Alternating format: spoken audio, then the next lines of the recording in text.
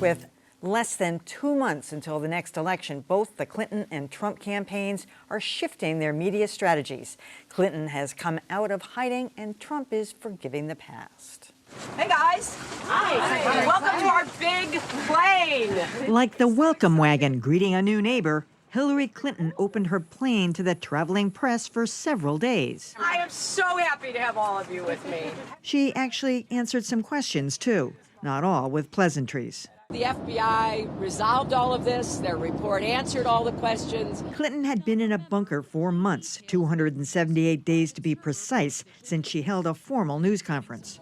Her rival Donald Trump rolled out a new strategy, too. I'm not ruling out anything. Trump took questions on his plane, and when ABC called for an extended one-on-one interview, he said yes, as did Clinton. It's been a race through the battlegrounds these last 24 hours, and we were right there with them all.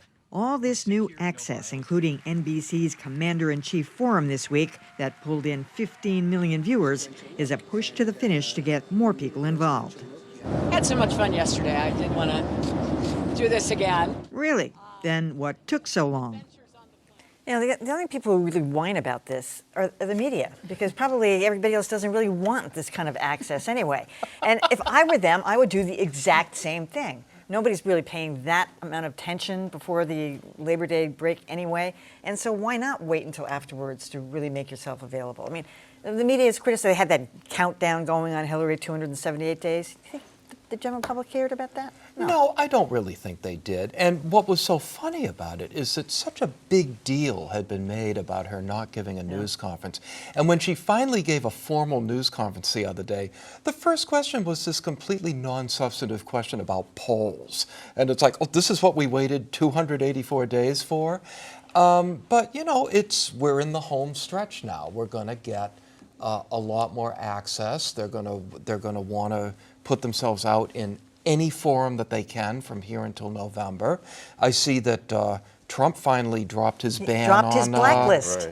His blacklist on the Washington Post and Politico and all the other news organizations. Gee, what a surprise. Yeah, I know. What a surprise. And it never made much of a difference, did it? Well, it's not a big deal, but if you come out and hold a press conference, then it sort of takes that out of the equation, right? Something that people will not be focused on, and they'll focus on the real issues. So that's one reason I think that the candidates should do that. But you're right. I mean, this is that time in the campaign. I've been covering campaigns now since the early 90s, and this is when you really see everything get ramped up. Right, you go through these various interesting phases when it's all of the candidates are hopefuls, and then the parties, settle on who's going to, lead their party, and then now it's sort of the end of the game. It's tied up, and anything could sway voters one way or the other. So this is when it's all or nothing now. Mm-hmm. Well, I think that people may not care in the traditional how many days has it been, okay, but what happens is all this stuff just keeps getting piled up and piled up for those who would ask questions. So there's various questions. So by the time they finally open the doors and it hits them, then it's all the stuff that we would like answers to, but you can't get any real substantive ones, at least for the first 3 or 4 of those, because there's so much stuff that people keep throwing at them. So I do, in the end, think that actually people do care about it, just not in the sort of pedestrian, how many days has it been? They care about getting some answers to questions that reporters have not been able to access. Mm-hmm. I mean, I've been like Dan. I've been on that side of one of the forgive me, the boys on the bus for a lot of years and a lot of campaigns, and some of this is just the whining that comes from having been cooped up in the back of a plane for many weeks. I think though, in defense of the candidates here, the gotcha culture in the media now, and broadly speaking, I mean the media, is so rampant there that you can hardly blame that the candidates do not feel comfortable in a fairly intimate relationship, intimate meaning you can sit down, kick off your shoes, and talk about something and be comfortable that it really is, this is background, this is off the record. Those can be helpful.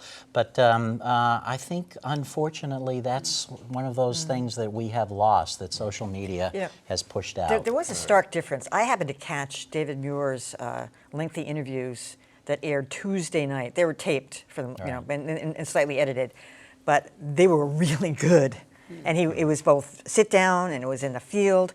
unlike, I have to say, what Matt Lauer did. It was Oh, just right. night and day. Yeah. Just Well, night we'll and get day. to that. David Muir was really, yeah.